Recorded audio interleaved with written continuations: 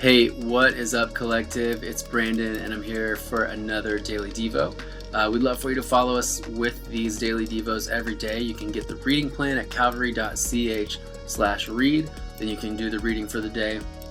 Then come right here and hear another thought or some other thoughts on the passage. So today we are actually in Psalm 32, and this psalm was written by David. It was written when David was at his lowest point of his life. He had an affair with a woman named Bathsheba. She got pregnant. He had the husband murdered, and then got found out. Basically, a prophet came and told him this story about a man who had this prized sheep. He was a poor man, and all he had was this one sheep, and he loved the sheep so much that he allowed the sheep to eat from his table and sleep in his bed and all that kind of stuff because he loved the sheep.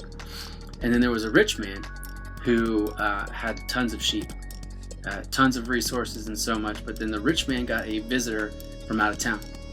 And instead of slaughtering one of his own sheep to feed this visitor, the rich man stole the other sheep from the poor man and fed it to the visitor instead. And so the prophet looks at Nathan and he says, at David, the prophet's name was Nathan. He looks at David and he says, "What should one do to a man like this?" And David says, "This man should die." And so this prophet looks at David and he says, You're that man.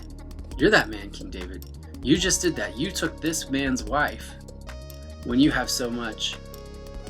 And David, realizing what he's done, or for the first time listening to reason, repents, prays to God for forgiveness, and there are some major consequences. And if you don't know the story of King David, I would encourage you to read it, because David walks through a dark time.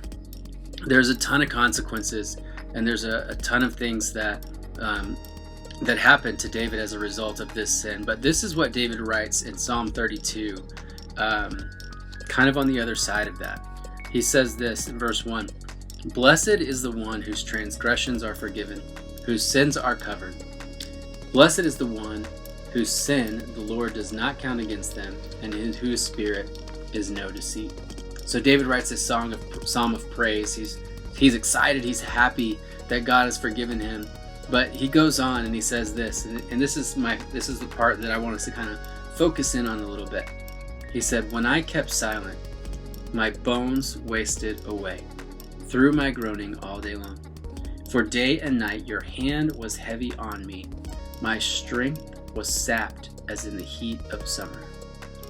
He says, "Then I acknowledged my sin to you and did not cover up my iniquity. I said, I will confess my transgressions to the Lord, and you forgave the guilt of my sin."